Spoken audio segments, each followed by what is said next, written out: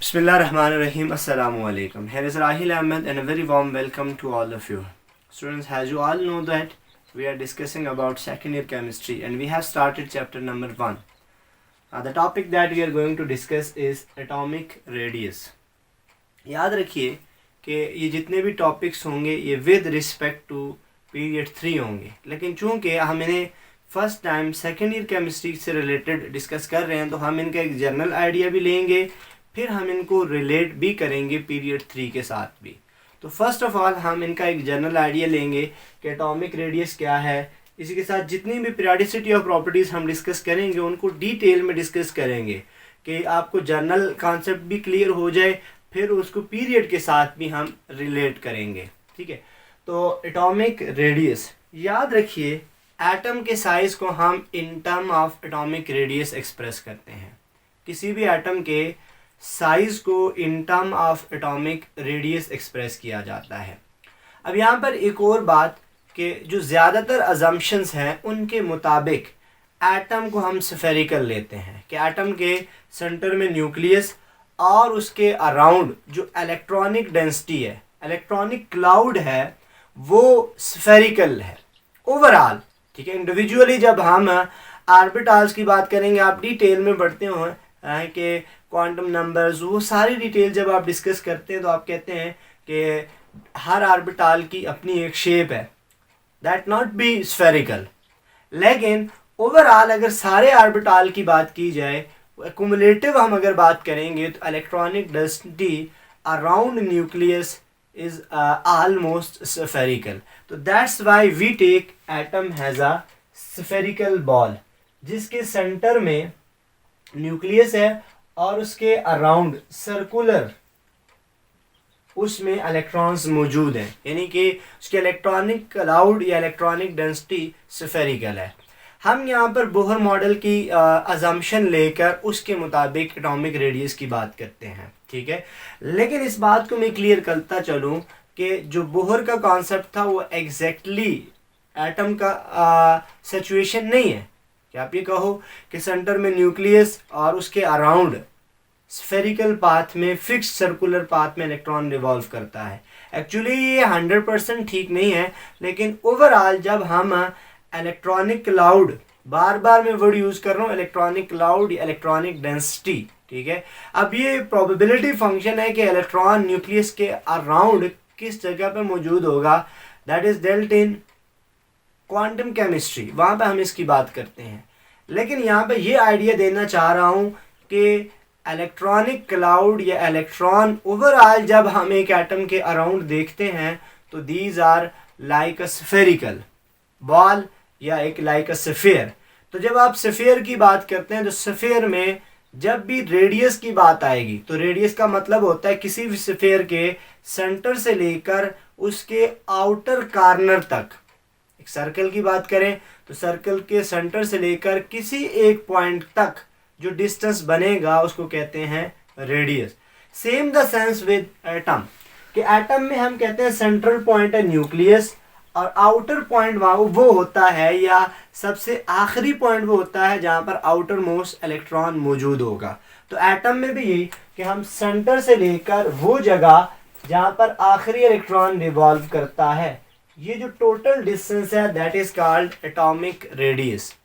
तो atomic radius हम define कैसे करेंगे, तो सिंपल अल्फाज में आपके पास आएगा distance between centre of an atom, centre of an atom. अब ये सेंटर ऑफ एटम क्या है, हमने क्लियर किया nucleus, and a point or a place where outermost electron is present। तो इस प्लेस का मतलब आप क्या कह सकते हो, इससे मुराद आप शेल कह सकते हो। तो इसका मतलब ये हुआ कि सेंटर न्यूक्लियस से लेकर वो जगह जहां पर आखिरी इलेक्ट्रॉन रिवॉल्व कर रहा है, इस डिस्टेंस को हम क्या कहते हैं, एटॉमिक रेडियस, और यही हमें एटम का साइज बताता है। That's the first point regarding atomic radius. ठीक हो गया। अब हम इसमें आएंगे, डिटेल में आएंगे। सबसे पहली चीज़ जो आपने एटॉमिक रेडियस से रिलेटेड याद रखनी है, इसकी यूनिट। चूंकि ये डिस्टेंस है और डिस्टेंस की यूनिट आपने पढ़ी हुई है, डिस्टेंस की यूनिट होती है मीटर। लेकिन आपने ये बात भी कही हुई है कि atom is extremely small particle, ये बहुत ज़्यादा छोटा पार्टिकल है। तो जब हम इसके डिस्टेंस की बात करते हैं, that should be extremely small. तो उसके लिए फिर हम जो यूनिट्स लेते हैं वो मतलब है कि सब यूनिट्स लेते हैं, जिसमें नैनोमीटर, एनएम, या पिकोमीटर, या फिर एंगस्ट्रॉम। तो ये यूनिट्स होती हैं किसी भी एटम के एटॉमिक रेडियस को एक्सप्रेस करने के लिए, नैनोमीटर में या पिकोमीटर में या एंगस्ट्रॉम में। ठीक हो गया। अब दूसरी जो चीज़ है that is measurement. Atomic radius को मेजर कैसे किया जाता है? डिफरेंट टेक्निक्स हैं जिनके ज़रिए हम एटॉमिक रेडियस को मेजर करते हैं। किसी भी एटम के रेडियस को मेजर करने के लिए जो पहली टेक्निक है that is X-ray diffraction, XRD analysis. जब हमने फर्स्ट ईयर के कोर्स में एक्स रेज को डिटेल में डिस्कस किया था, वहाँ पर हमने ये बात भी डिस्कस की कि X rays are used, X rays को हम यूज़ करते हैं XRD एनालिसिस में। XRD एनालिसिस को हम यूज़ करेंगे for the measurement of atomic radius. इसी तरह से इलेक्ट्रॉन डायफ्रैक्शन एनालिसिस है जो एटम के रेडियस को फाइंड करने के लिए इस्तेमाल होता है। इसी तरह से हम यूज़ करते हैं IR स्पेक्ट्रोस्कोपी। ये इंशाल्लाह हम स्पेक्ट्रोस्कोपी को भी स्टार्ट करेंगे अनकरीब, तो वहाँ पर आप IR की स्टडी करेंगे, इंफ्रारेड स्पेक्ट्रोस्कोपी। फिर नंबर 4 है NMR spectroscopy, nuclear magnetic resonance. ये भी एक स्पेक्ट्रोस्कोपिक टेक्निक्स हैं। तो इन डिफरेंट टेक्निक्स को यूज़ करके हम किसी भी एटम के एटॉमिक रेडियस को मेजर करते हैं। तो एक जनरल सा आइडिया कि एटॉमिक रेडियस है क्या, इसकी यूनिट क्या है, इसको मेजर कैसे किया जाता है, इस पर हमने बात कर ली। अब हम आते हैं कि एटॉमिक रेडियस को भी डिफरेंट टर्म्स में एक्सप्रेस किया जाता है। ठीक है। अब पहली बात कि याद रखना, हम एक एटम को आइसोलेट करके उसके न्यूक्लियस से आउटर इलेक्ट्रॉन का डिस्टेंस नहीं फाइंड कर सकते। उसके लिए ये याद रखना हम कि radius of individual atom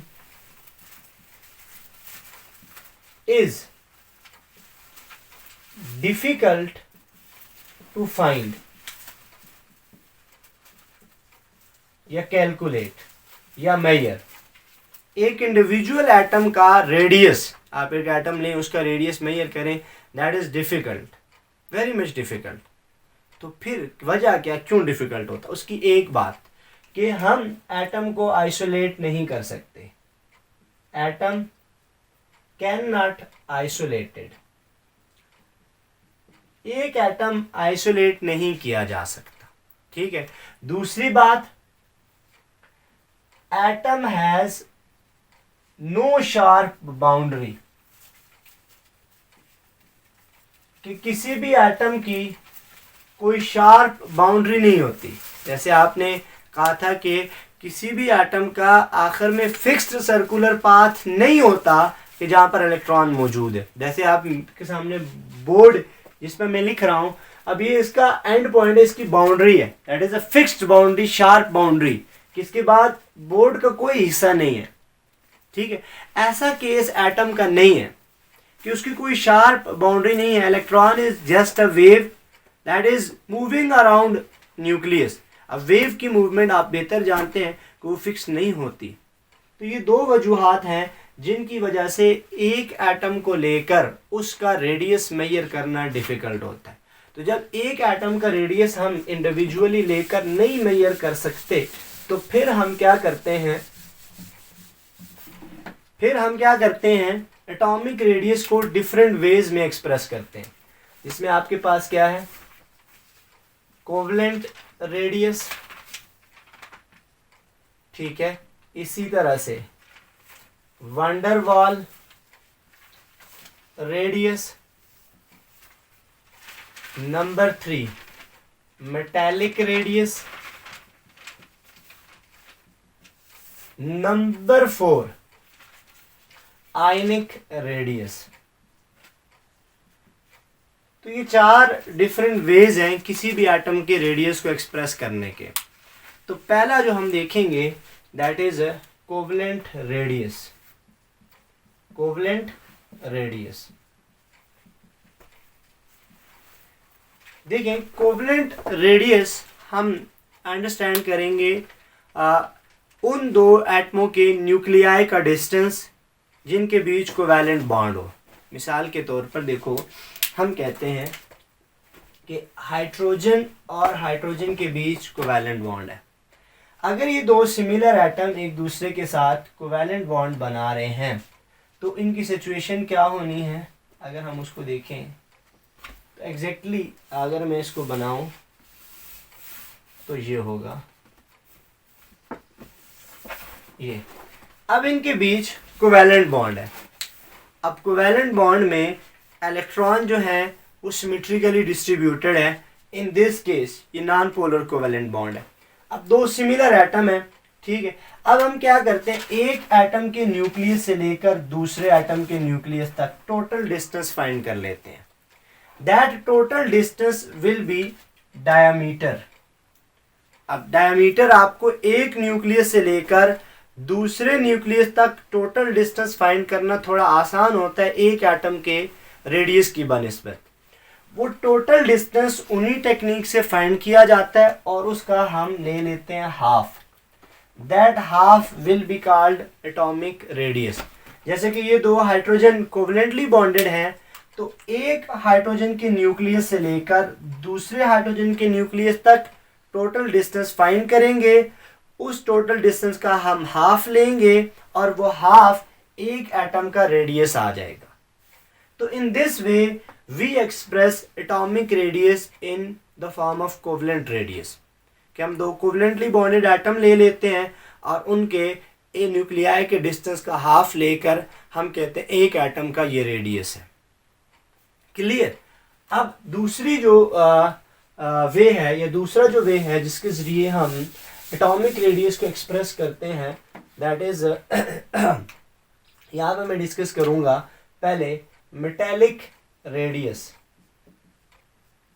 metallic radius. अब आपने एक चीज पढ़ी, ये याद रखिए कि इन सारे रेडियाई को एक्सप्लेन करने की वजह ये है कि हम पीरियड 3 के रिस्पेक्टिव से बात करेंगे। तो पीरियड 3 में मेटल भी हैं, नॉन मेटल भी हैं, ठीक है, और इनर्ट गैसेस भी हैं, मेटालाइट्स भी हैं। तो आयनिक कंपाउंड्स भी बनाते हैं, कोवलेंट कंपाउंड्स भी बनाते हैं, ठीक है। तो इस वजह से ये सारी तरह के रेडियाई को हम एक्सप्लेन कर रहे हैं ताकि हर एक एटम का आपको अच्छी तरह से आइडिया हो जाए। अब आते हैं atomic radius in case of metallic radius. याद रखिए इन मेटल्स के अंदर मेटल लैटिस में जो मेटल की स्ट्रक्चर होती है उसके अंदर मेटल एटम होते हैं और वो मेटल एटम एक खास पैटर्न में अरेंज होते हैं। मिसाल के तौर पर हम कहते हैं कि यूं डिफरेंट मेटल एटम एक दूसरे के साथ जुड़े हुए हैं। और हमने ये बात भी पढ़ी हुई है कि जितने भी मेटल एटम होंगे किसी एक मेटल के, उनके साइजेस क्या होते हैं, सेम होते हैं। अब एक मेटल लेटस में यहाँ पर अगेन दो एडजेसेंट मेटल एटम के न्यूक्लियाई का डिस्टेंस ले लिया जाता है। देखो ये बहुत सारे मेटल हैं, हम कहते हैं कि ये एक एटम है और ये दूसरा है, ये दो एडजेसेंट एटम है। अगेन हम इन मेटल एटम के न्यूक्लियाई का डिस्टेंस फाइंड करेंगे, वो टोटल डिस्टेंस आएगा, उसका हाफ लेंगे, वो मेटल का रेडियस आ जाएगा। अब इसमें भी एटॉमिक रेडियाई यानी कि एटम एक दूसरे के साथ क्लोजली पैक्ड है, क्लोजली बॉन्डेड है, लाइक कोवलेंट मॉलिक्यूल या कोवलेंट बॉन्ड। जैसे कि कोवेलेंट बॉन्ड में एटम एक दूसरे के साथ करीब क्लोजली पैक्ड होते हैं, in the same case metallic radius में भी एटम एक दूसरे के साथ क्लोजली पैक्ड होते हैं। इसी वजह से हम ये कहते हैं कि हम मेटालिक रेडियाई को कोवेलेंट रेडियाई के साथ कंपेयर कर सकते हैं कि आप अगर मेटालिक रेडियस किसी एटम का है और उसके साथ दूसरा कोई एटम उसका कोवेलेंट रेडियस है, इन दोनों का आप कंपैरिजन कर सकते हैं। लेकिन मेटालिक रेडियस या कोवेलेंट रेडियस को हम किसी वंडरवाल रेडियस के साथ एक्सप्लेन या कंपेयर नहीं कर सकते। अब हम आएंगे कि वंडरवाल रेडियस क्या है, उस पर बात करेंगे तो फिर आपको ये बात क्लियर हो जाएगी। अब तीसरा है हमारे पास, that is van der Waals radius. Van der Waals radius, याद रखिए कि नॉन पोलर जो मॉलिक्यूल्स होते हैं, नॉन पोलर मॉलिक्यूल, उनके बीच जो बॉन्डिंग होती है हम उन्हें van der Waals bonding, London dispersion forces कहते हैं। अब उस केस में स्पेसिफिकली नोबल गैसेस की हम अगर बात करें, नोबल गैसेस चूंकि मोनोटॉमिक मॉलिक्यूल की फॉर्म में होते हैं, उस तरह से कंबाइन करके किसी दूसरे एटम के साथ बॉन्ड बना के वो मॉलिक्यूल नहीं बनाते, वो इनर्ट होते हैं, उनकी इलेक्ट्रॉनिक कन्फिगरेशन कंप्लीट, उनको बॉन्ड बनाने की ज़रूरत नहीं पड़ती, वो मोनोटॉमिक मॉलिक्यूल की फॉर्म में होते हैं। अब मोनोटॉमिक जो मॉलिक्यूल है, मिसाल के तौर पर हम आर्गॉन की बात करें तो उसका एक एटम ही एक मॉलिक्यूल होगा, लेकिन एक एटम या एक मॉलिक्यूल जो होगा वो दूसरे मॉलिक्यूल को या दूसरा मॉलिक्यूल उसे थ्रू वीक फोर्सेस अट्रैक्ट कर रहा होगा, और वो वीक फोर्सेस इनको कोवेलेंट मॉलिक्यूल या मेटालिक एटम की तरह क्लोज नहीं करता। एक दूसरे के करीब आए होंगे लेकिन वो इतना करीब नहीं आए होंगे कि उनके शेल्स या उनके एटम एक दूसरे के साथ बिल्कुल क्लोजली आकर जुड़ जाएं। ठीक है, तो अब इनमें क्या होगा, इनमें इस तरह से होगा कि अगर हम कोई से दो कोवेलेंट वंडरवाल यानी कि non metal specially noble gases की बात करेंगे तो उनके बीच वंडरवाल फोर्सेस होंगी और वंडरवाल फोर्सेस उनको करीब लाएंगी, लेकिन करीब इतना नहीं लाएंगी कि उनके शेल्स एक दूसरे के साथ आकर कंबाइन हो जाएं या न्यूक्लियाई एक दूसरे के करीब आ जाएं।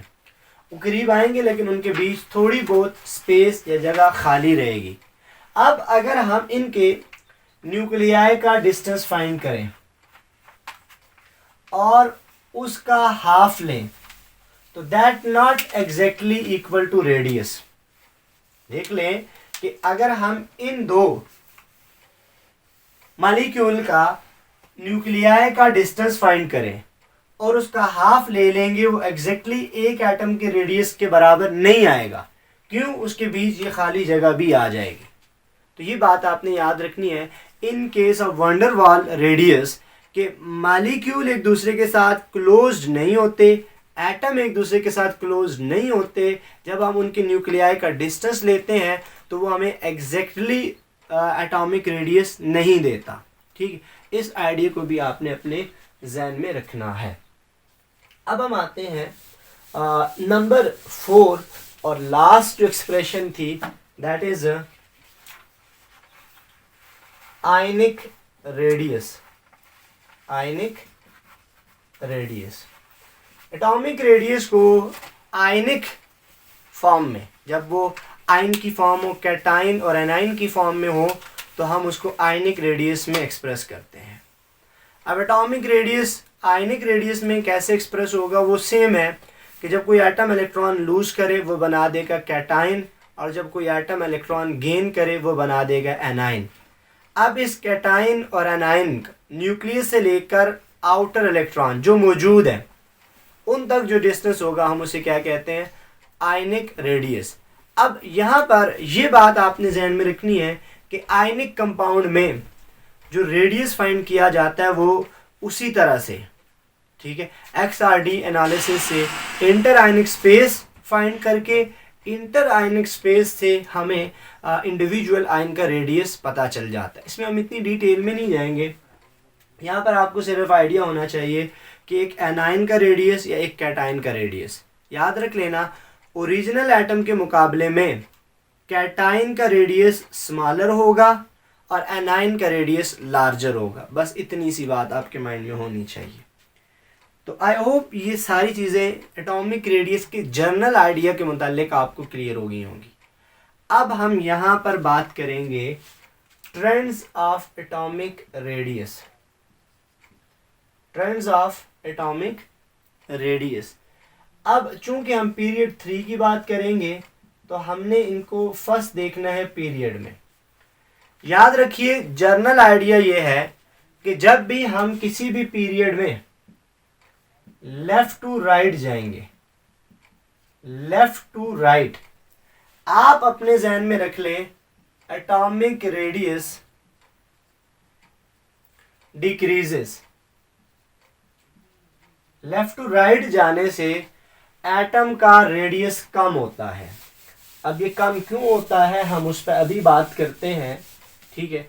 अब अगर हम अपने पीरियड 3 के एलिमेंट की बात करेंगे तो अब अगर हम अपने पीरियड 3 के एलिमेंट की बात करेंगे तो उसमें सबसे लार्जर रेडियस आपने कहना है सोडियम, उसके बाद मैग्नीशियम, उसके बाद एल्यूमिनियम, उसके बाद सिलिकॉन, उसके बाद फास्फोरस, उसके बाद सल्फर, उसके बाद क्लोरीन।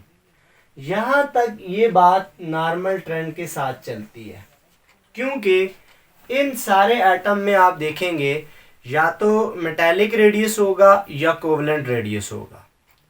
मेटालिक रेडियस में भी और कोवलेंट रेडियस में भी दोनों केसेस में एटम एक दूसरे के साथ क्लोजली पैक्ड होते हैं, उनके बीच कोई एम्प्टी स्पेस नहीं आती, ठीक है।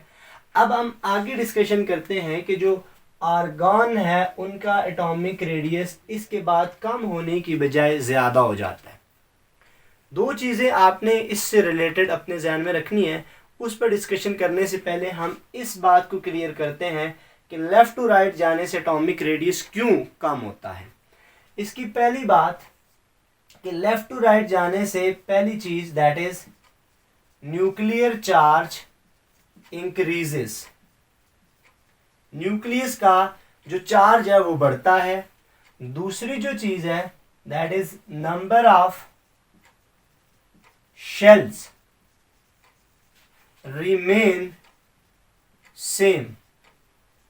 ये दो फैक्टर हैं जिनकी वजह से जब भी हम लेफ्ट टू राइट आएंगे एटॉमिक रेडियस कम होगा।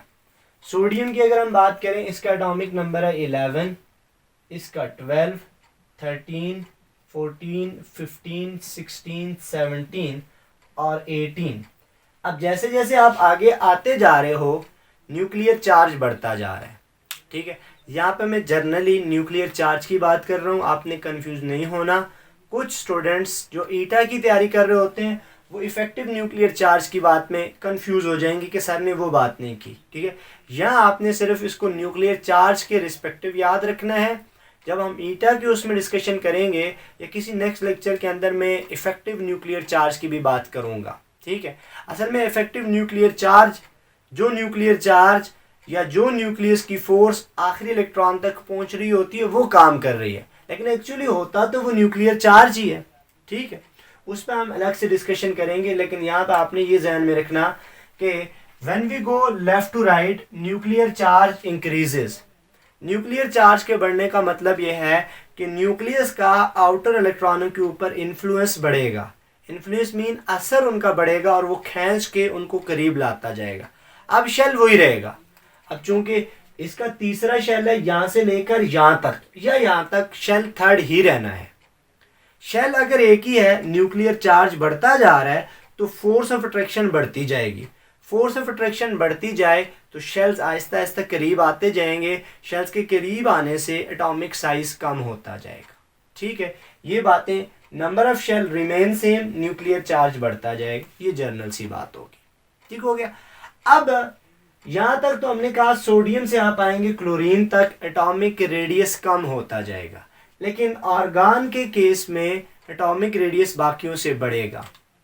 वजह, अगर हम इंडिविजुअल आर्गॉन एटम की बात करेंगे तो न्यूक्लियर चार्ज उसी तरह से काम करेगा और atomic radius of argon chlorine से कम होगा। एक एटम की बात करते हैं, क्योंकि हमने ये कहा था कि हम एक एटम को आइसोलेट नहीं कर सकते, उसका अलग से लेकर एटॉमिक रेडियस मेजर नहीं कर सकते, तो फिर हम उसको कंबाइंड स्टेट में लेते हैं।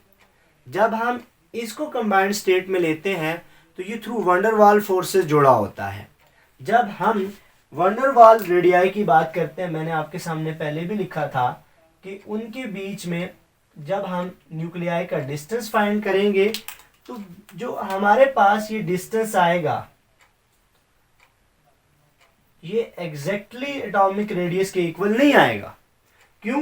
ये खाली जगह भी तो बीच में हम मेजर कर रहे हैं, हम तो दो न्यूक्लियाई का डिस्टेंस ले रहे हैं, जिसकी वजह से ये करीब तो नहीं होते, तो बीच की ये खाली जगह भी हम काउंट करते हैं और हमारे पास बाकियों के मुकाबले में आर्गन का रेडियस ज़्यादा आ जाता है। जो ओरिजिनली या एक्चुअली एक एटम को जब आप लोगे तो that will not be the case, वो केस नहीं होना। इस बात को आपने अपने जहन में रखना है। लेकिन हमने चूंकि बॉन्डेड सर्कमस्टांसेस की बात करनी है, हम एटॉमिक रेडियाई को बॉन्डेड सर्कमस्टांसेस में फाइंड करते हैं, तो that's why in case of van der Waals radii empty space को भी हम बीच में मेजर करते हैं तो बाकियों के मुकाबले में वो ज़्यादा आता है। बाकी शुरू में मैंने एक बात आपको क्लियर की थी कि मेटालिक रेडियस को कोवलेंट रेडियस के साथ हम कंपेयर करेंगे, लेकिन मेटालिक या कोवलेंट रेडियस को हम वंडरवाल रेडियस के साथ कंपेयर उस तरह से नहीं कर सकते। ठीक है, तो आई होप ये सारी बातें आपको अच्छी तरह से क्लियर हो गई होंगी। Still if you have any confusion regarding this topic, you can mention it in comment box. We will try to resolve that query. We will see you in another lecture. Till then, thank you very much.